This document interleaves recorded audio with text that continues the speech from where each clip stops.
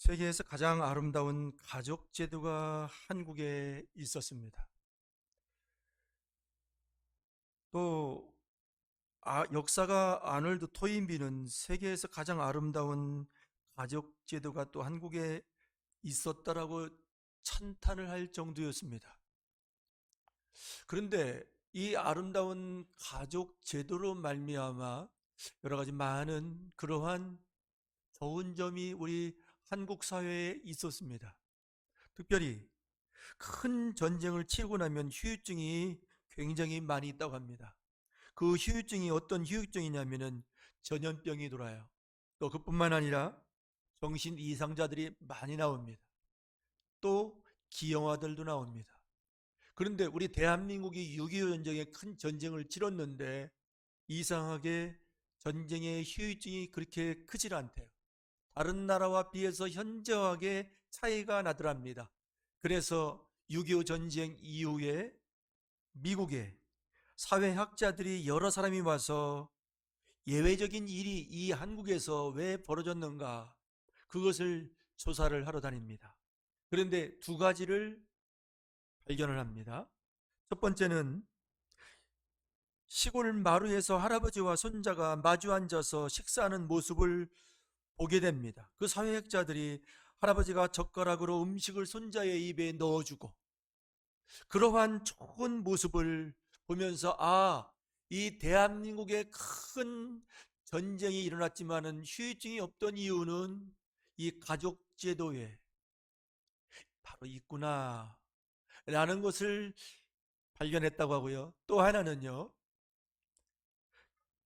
한 여인이 발가벗은 어린아이를 등에 업고 머리에는 무엇을 이고 지나가는 모습을 봅니다. 그런데 그런 사람이 많이 보이는 거예요. 그렇게 힘든데도 어린아기를 엄마의 등에 업고 다니는 그런 사람이 유독이 대한민국에 많았다는 겁니다.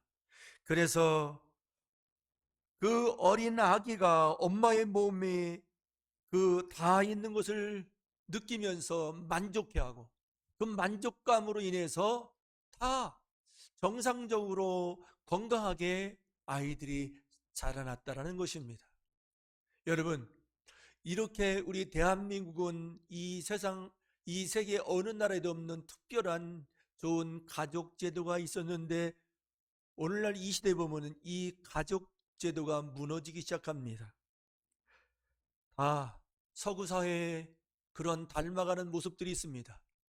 여러분, 우리 대한민국에 좋은 전통이 있으면 그거를 지켜내야 되는데, 근데 유대인들 보면은요, 그 좋은 전통들을 그대로 물려받아요.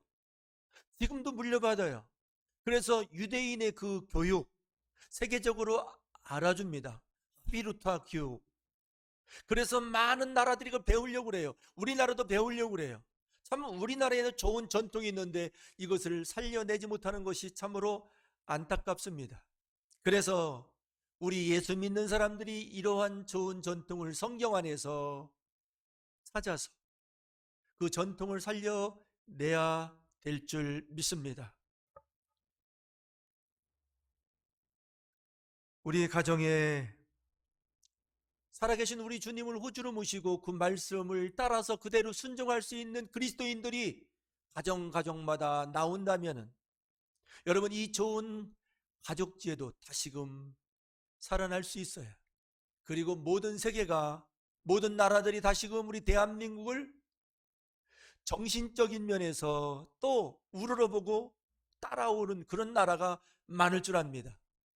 물론 문화적인 부분에 있어서 영화나 TV나 그 외에 어떠한 노래나 이것은 세계적인 한류 문화를 일으켰는데 이런 정신적인 부분에서, 영적인 부분에서 다시 한번 이 부분을 우리 그리스도인들이 일으켜야 될 줄 믿습니다. 눈에 드러나는 부분은 우리 대한민국이 이끌어가요, 보니까. 그런데 이제 이 영적인 부분, 이 정신적인 부분도 이끌어가야 할 나라가 나와야 되는데 그런 나라가 어디에 있느냐? 저는 곰곰이 생각해 보면은요, 우리 대한민국에 그리스도인들에게 있다라고 저는 그렇게 믿고 있어요. 다시금 우리 예수 믿는 사람들이 우리 주님을 가정의 주인으로 호주로 그리고 그분의 말씀을 따라서 경외하는 신앙이 회복된다면은, 하나님의 말씀이 회복된다면은 여러분 정신적으로 영적으로 21세기를 이끌어가고 많은 나라의 희망이 되는 그런 대한민국이 될 줄 믿습니다.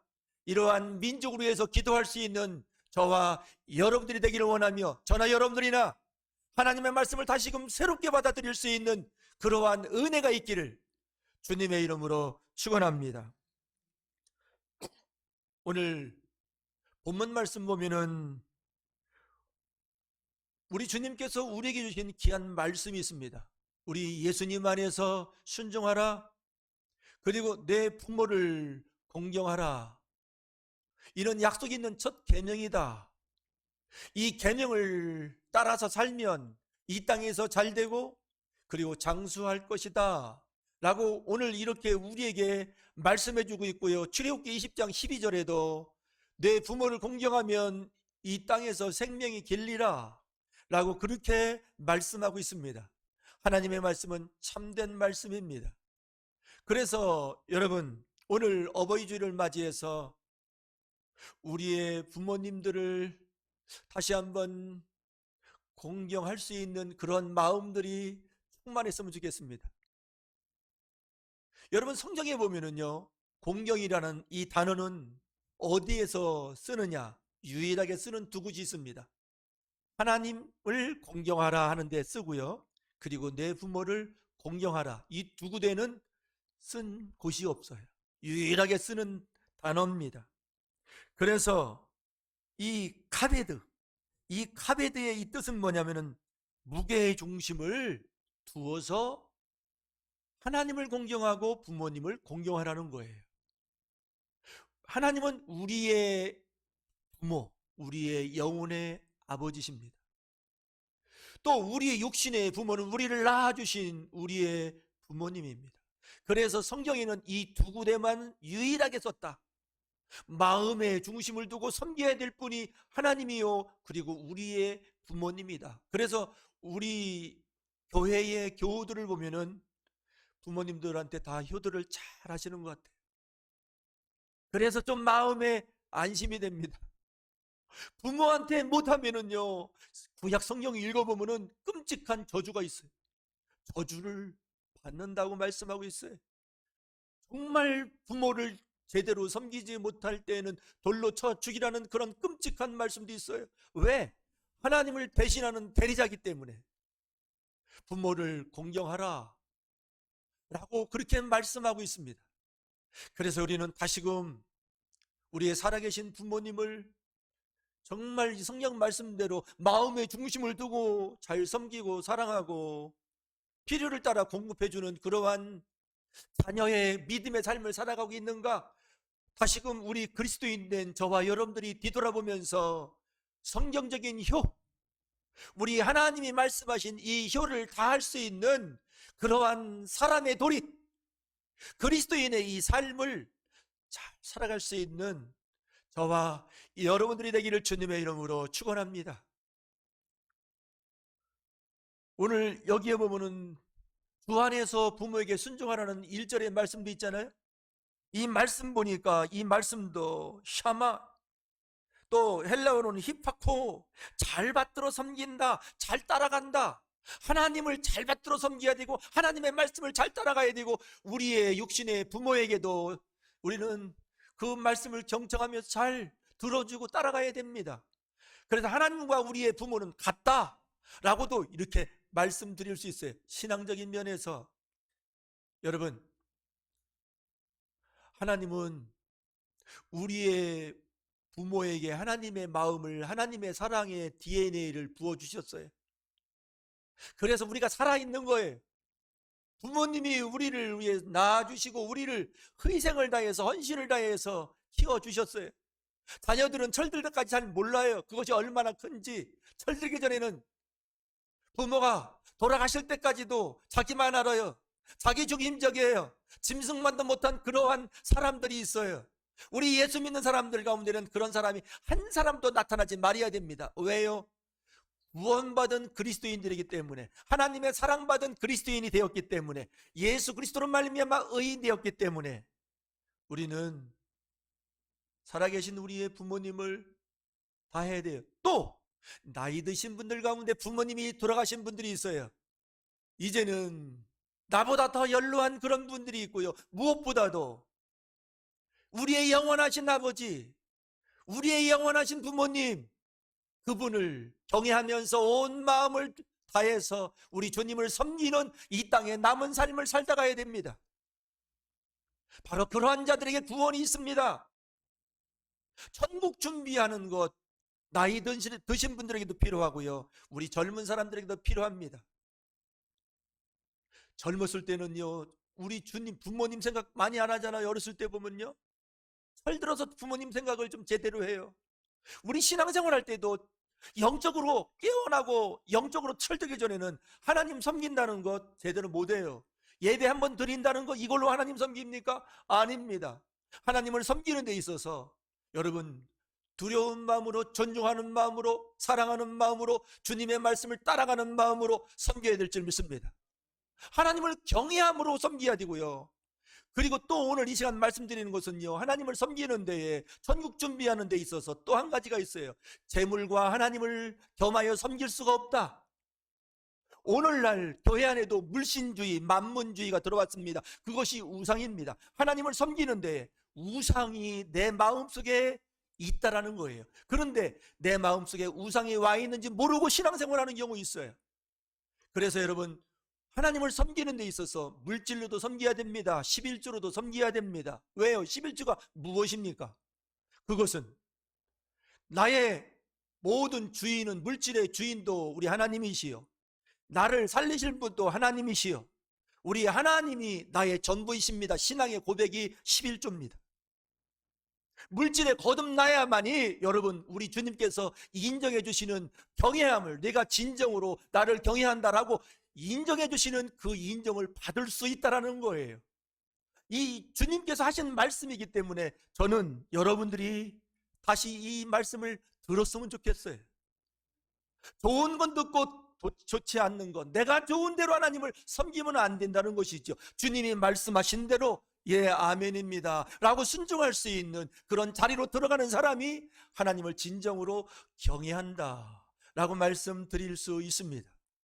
오늘날 이 시대의 교회 안에 물신주의가 들어왔어요. 물질에 붙잡히면은 헌금생활, 11주 생활 제대로 못해요. 그리고 진정한 하나님의 영적인 그 은혜와 그 열림과 약속이 있는 이 땅에서 잘 되는 것, 구체적으로 경험하기 어렵다라고도 말씀드릴 수 있어요. 오늘 여기 장도연 장로님이 여기 계시지만은 장로님이 하시는 그런 말씀이 있어요. 11조 생활 제대로 하나님 앞에서 하니까 가정 안에 이러한 복을 구체적으로 주시더라, 간혹 하시더라고요. 여러분, 믿음으로 심고요, 온전한 신앙으로 우리 하나님을 섬기는 그러한 신앙생활하는 저와 여러분들이 되었으면 좋겠습니다. 오늘 그러면은 우리가 부모님을 공경하는데 어떻게 공경해야 됩니까? 왜 공경해야 됩니까? 바로 이러한 부분을 살펴보고자 합니다. 왜 부모님을 공경해야 되는가? 그것은 약속이 있는 첫 계명이기 때문에, 오늘 에베소서 6장 1절 말씀 보니까 이것이 옳기 때문에 이 공경과 순종과 같은 의미가 있더라고요. 연결되는 부분이 많습니다. 마땅히 해야 될 도리이기 때문에, 합당한 일이기 때문에, 사람으로 태어나서 이 부분은 반드시 해야 될 부분이기 때문에 이것이 옳다라고 그렇게 말씀하고 있습니다. 여러분, 우리의 부모님은 우리를 낳아주신 것뿐만 아니라 우리를 위해서 수고하고 헌신하고 내 생명보다 더 사랑하는 그 사랑으로 사랑을 주셨어요. 저도 자녀를 길러보니까 야, 부모의 마음은 바로 이런 것이구나. 그런데 우리의 자녀들은 잘 모른다는 거예요. 그런 사람들이 의외로 많이 있어요. 때로는 물론 특별한 예외적인 가정이 있습니다. 부모님이 되어서 자녀에게 상처를 주고 자녀에게 아주 안 좋은 영향을 끼치고 하는 그런 부모들도 있어요. 그런데 그런 부모라 할지라도 예수님 안에서 공경하라고 그렇게 말씀하고 있어요. 예수님 안에서 바라보면 그런 부모도 공경할 수 있어요. 왜냐하면 예수님께서 바로 하나님의 그 크신 사랑을 우리에게 다 보여주셨기 때문에, 죄로 인해서 죽을 수밖에 없어요. 살아날 길이 없어요. 영원한 생명을 얻을 길도 없어요. 그런데 하나님의 그 사랑은 예수님의 십자가 안에서 다 나타내셨고 드러내셨고, 내가 이 사랑으로, 이 생명으로, 이 죽음으로 내가 너를 사랑했다. 그래서 여러분, 주님의 이 십자가의 은혜 안에 들어가면 그렇게 밉던 부모도 사랑할 수 있고 공경할 수 있어요. 어느 집사님이 어머님이 돌아가시고 새 어머니가 돌아왔어요.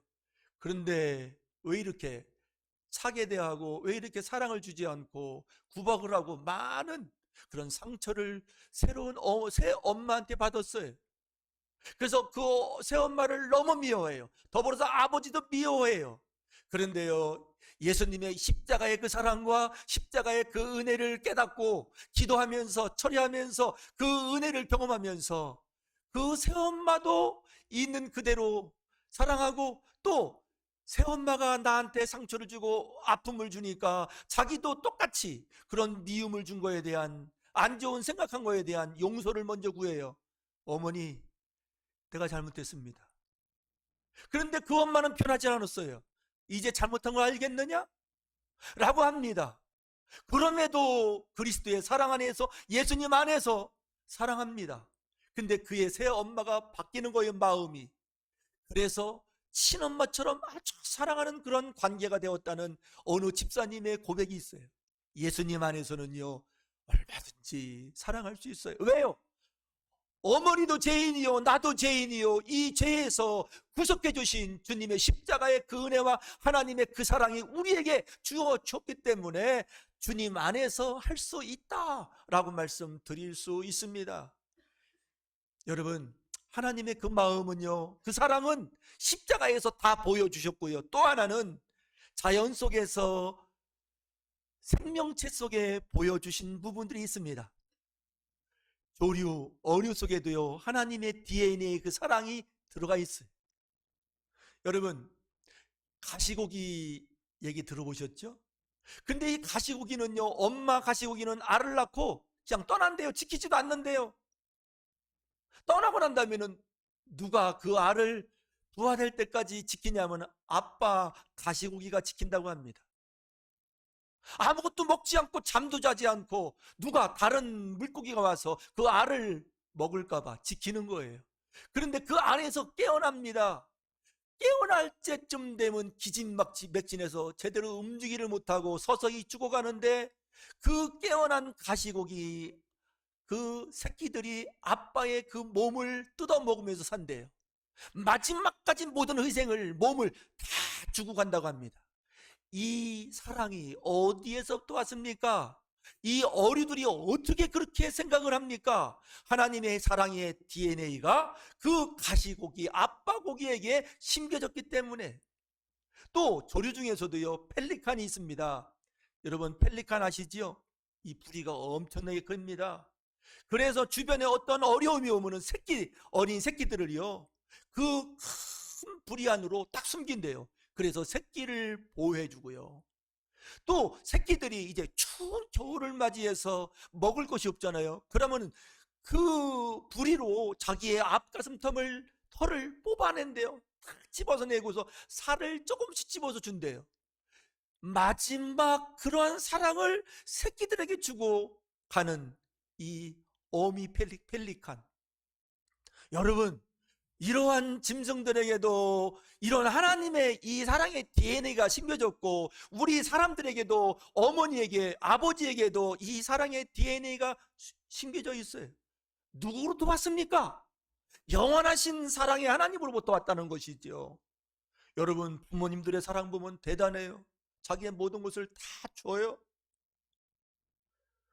그 전에 이 가뭄이 오고 어려움이 왔을 때에 먹을 것이 젖이 안 나고 할 때는 자기 살을 베어서 피를 빨게 하는 그런 어머니도 있었다고 하더라고요. 러시아 혁명 때에 아주 있는 거 다약탈해가고 막 어려움이 있을 때에, 그때의 어떤 어머니는요, 자기 피를 빨리더라는 거예요. 우리 사람에게 이러한 사랑이 주어졌어요.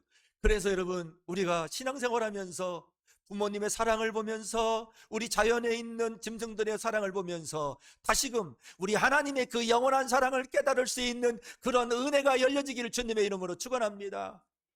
하나님의 사랑을 내가 받고 있다는 것을 깨달았으면 좋겠습니다. 지금도 그 사랑이 흐르고 있습니다. 지금도 사랑의 줄로 우리를 붙들고 있습니다. 영원한 그 나라 갈 때까지 붙들고 계시다는 것이지요.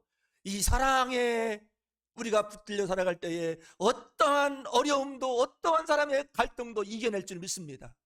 하나님의 사람으로 사람의 도리를 다하고 우리 주님의 뜻을 이룰 수 있는 그런 그리스도인들의 남은 아름다운 열매 맺는 삶을 살아갈 수 있다라고 말씀드릴 수 있습니다. 이렇게 예수 믿으면 정상적인 사람으로 회복됩니다. 예수 믿으면 천국 시민으로 회복이 됩니다. 정말 살아계신 예수님 믿는 그 말씀을 따라가면 여러분 아름다운 열매 맺어 우리 하나님 앞에 서는 그날, 칭찬받을 수 있는 그런 영광의 그날을 맞이할 수 있다는 것입니다. 이 세상 살아가면서도 승리의 그 날을 맞이하면서 우리 주님이 계획하신 그런 아름다운 삶을 살아갈 수 있다라고 말씀드릴 수 있습니다. 그래서 저나 여러분들이나 먼저 하나님의 그 사랑, 이 말씀을 통해서 또 우리의 삶을 통해서 그 사랑을 알고 경험하고 체험하고 그 하나님의 은혜에 보답하는 그러한 순종의 삶을 살아가는 저와 여러분들이 될 수 있기를 주님의 이름으로 축원합니다. 이래서 우리는 바로 하나님의 명령이기 때문에, 약속이 있는 첫 계명이기 때문에 부모를 공경해야 된다. 또 내 마음에 나에게 상처 주고 힘들게 한 부모일지라도 공경해야 된다. 왜요? 주님의 크신 그 사랑 앞에서 예수 그리스도 안에서 구원받은 사랑받는 저와 여러분들이 되었기 때문에 그렇다 라고 말씀드릴 수 있습니다. 여러분, 우리가 부모님을 공경하는 것은 하나님을 기쁘시게 하는 거예요. 그래서 주 안에서 기쁘게 하는 것이라고 골로새서 3장 20절에 그렇게 말씀하고 있습니다. 다시 한번 또 말씀드리는 것은 부모를 공경하고 부모님에게 순종하는 자들에게 하나님의 축복의 말씀이 있는데, 잘되는 축복, 장수의 축복, 장수 중에서 영원한 장수는 영생을 얻는 축복인 줄 믿습니다. 이러한 약속이 분명하게 있다. 생명이 길게 된다 라는 것을 경험할 수 있게 된다라고 말씀드릴 수 있습니다. 그래서 부모님이 살아계신 분들에게는 더 남은 삶 가운데 부모님에게 더 잘할 수 있는 그런 마음 계속 갖기를 원하며 이어지기를 원합니다. 또 부모님이 없는 분들에게는 우리의 노인 세대에 또 있어요. 그분들에게 공경할 수 있는, 잘 섬기는 그런 은혜가 있기를 원합니다. 우리 교회 안에서도 나이 드신 분들이 있어요. 은퇴하신 우리 목회자 사모님들도 있어요. 영적인 그 우리의 스승이었던 분들입니다. 그렇기 때문에 잘 섬기는 그러한 모습이 우리 샘물교회 안에 계속 이어지기를 바랍니다. 오늘 이렇게 왜 공경을 해야 되는지 오늘 말씀을 통해 다시 한번 우리가 생각해 보고 있습니다. 그러면은 어떻게 공경할 것인가?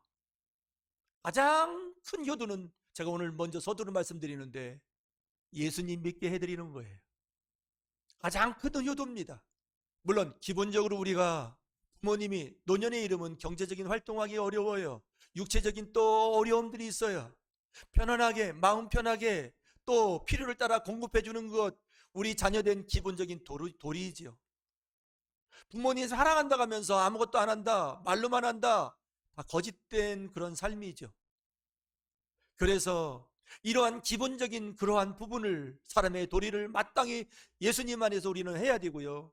그리고 예수님을 알도록 우리가 전도해야 된다. 믿지 아니하는 부모님이 있으면 반드시 해야 됩니다. 왜요?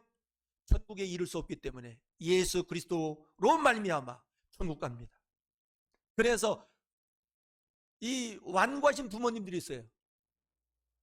본인의 생각에 딱 고정된 분들이 있어요. 더러 믿음의 가정의 부모님들도 그런 분이 있고요. 더러 어떤 데 보니까 목회자의 가정의 부모님도 그런 분이 있더라고요. 성경 사실을 안 믿어요. 그래서 그 부모님의 마음을 열기 위해서 먼저 정성을 다해서 효를 다해야 돼요. 마음을 열어놓아야 돼요.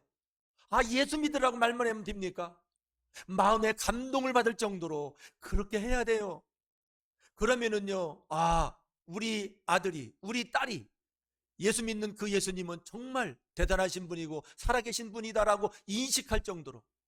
제가 그 전에 시골교회 옥합교회에 있을 때요, 나이 드신 그 아버지, 돌아가시기 전에 아버지를 구원하기 위해서 21일을 금식하는 그러한 집사님을 봤어요.